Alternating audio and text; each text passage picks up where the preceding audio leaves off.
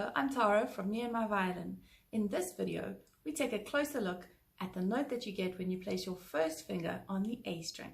So pick up your violin and join me in finding the note B. So we're going to take our lower hand, slide it down. Remember watching out for this wrist doing this. So we're just sliding down, very much like we did the train track. Remember all those journeys we went on. So you're going to do that same move. Remember when I say towards the scroll, I say down, I mean towards the scroll. And when I say up, I mean towards the body of the violin or towards you. So we're going to slide down, just practice going down and up a little bit. Very loose. Your hand should just be moving along, gliding along the neck of the violin. Remember, I'm not supporting it with the hand. I'm holding it very firmly between my head and my shoulder without lifting my shoulder up. It's just sitting there. Make sure that the angles are right from all of those previous lessons. And now we're going to slide down. Also remember to keep a space underneath the neck of the violin, a little V for violin, or sometimes I say that a little hamster could live there. If you have a hamster as a pet, could live there nice and snug and cozy. And we don't want to squash the hamster, so we don't want to hold it too tight. Okay, and remember this join here, the bottom of the base of my first finger is what lines up with the fingerboard, like that, and my thumb just sits on the train track. Okay, now we're going to bend our first finger so that it plays on the tip, so no flat fingers, on the tip of your first finger, and we're going to play on the A string, A, and then find the note B. So if you look at the distance, I'll just show you the distance from the nut. This is the nut. Okay, you can see about the distance that I am. Easier if you know around about where your finger needs to go. So make it match mine. If it doesn't match mine, if it sounds like this, it's too high. If it sounds like this, it's too low. And it's very small adjustments that you make. So there's A, and this is the note B, which we play with the first finger. So the same as the notes on the D string, we're going to start with a 4-count note, which is a semibreve. We're going to do this. A, 2, 3, 4, B, 2, 3, 4, A, 2, 3, 4, 2, 3, 4. Like to try it with me? So make sure you've got that first finger ready. And you can just lift it off the string a little bit if you'd like. If you're getting a fuzzy sound, don't worry about that too much. Maybe your fingers just need to get a little bit stronger still. It could be that you're not placing the finger on the string correctly. So you don't want to be pushing too hard, but you do need to push down a little bit on the string to get a nice clear sound. So I'll just play a fuzzy one for you. Can you hear that? That's when I'm not pushing down hard enough. And one like this maybe is when I'm not placing my finger on the string. So if I show you my finger, I don't know if you can see that line. There's a line going through the middle. That's where the string, that's the mark from the string. Okay, so let's give it a try. Ready, A. 2, 3, 4, and B. 2, 3, 4.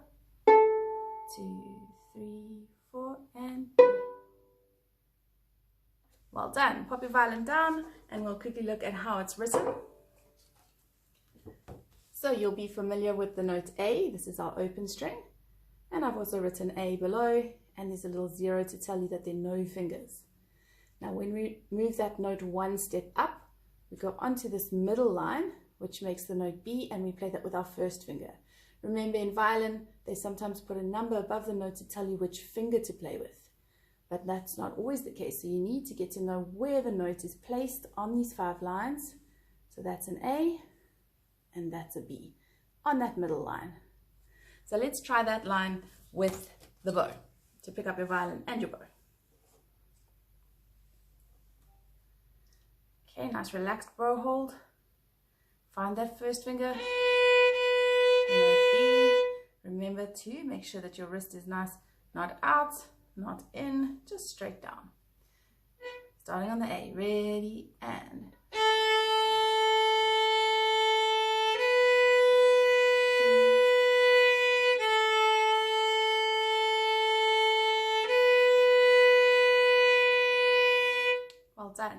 notice even though I'm not always counting out loud, I'm definitely counting in my head. So all the time, especially when you're playing those longer notes, make sure that you're feeling it inside. 1, 2, 3, 4, that beat.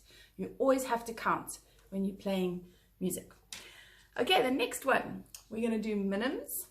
So same thing, now it's a 2-count note, same thing as what we did on the D string, 2-count note, and we're going to play each note twice. So find that first finger. I'll show you once and then you can join me. Ready? A, B, B, A, B, B. Okay, ready to join me? 2, 3, 4.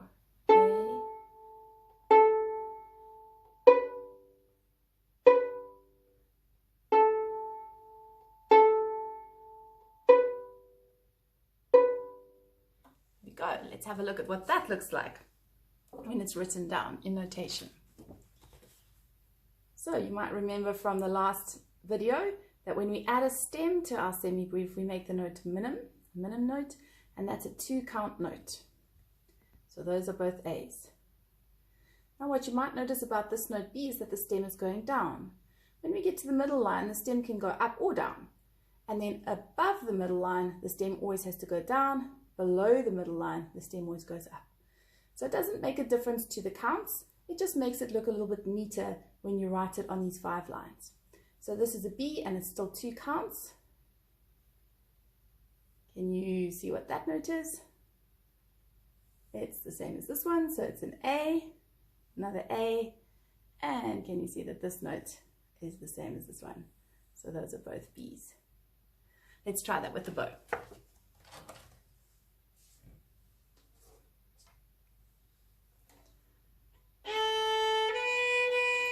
Note B.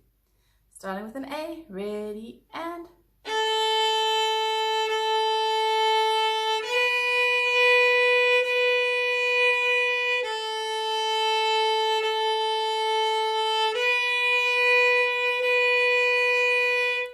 okay, put your bow down. The last one is crotchets.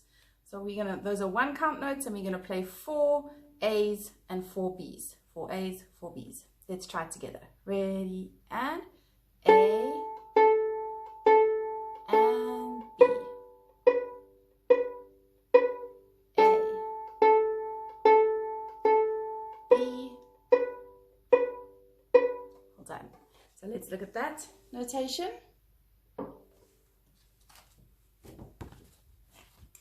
So we take our semibreve, that's a 4-count note, add a stem to make a minim, which is a 2-count note, and color that minim in, and we get a crotchet, which is a 1-count note.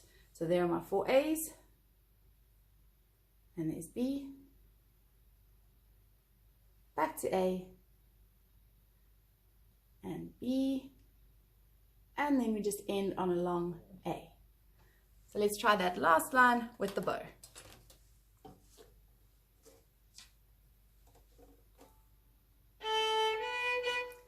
One, 2, 3, 4.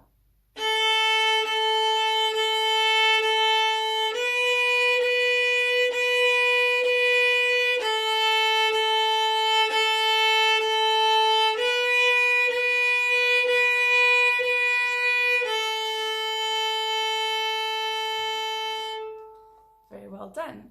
Something else just to keep an eye on is that your bow isn't sliding across like that over the fingerboard. Make sure that you're still doing that action of forwards and back, that what's the time action, and that will make the bow stay between the bridge and the fingerboard, so in that space.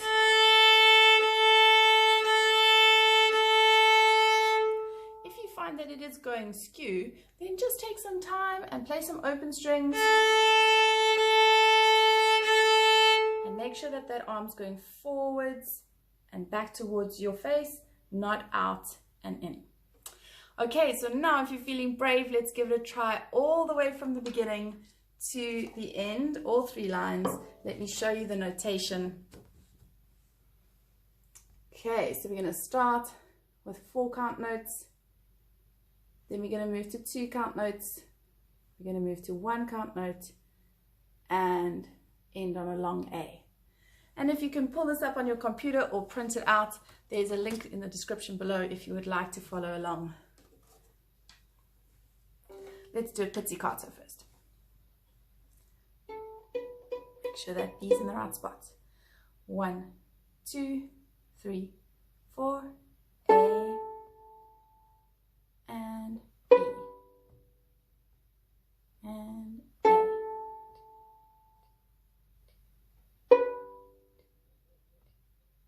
Two counts.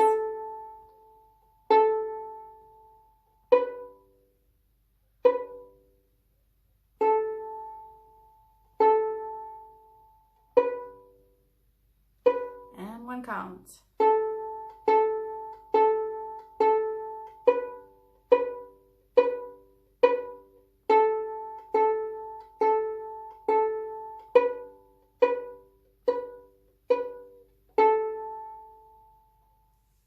Let's do that with the bow. Okay, now concentrate on making your bow action nice and straight, and the finger going down on the fingertip nicely. Watch out for your wrist. Ready, and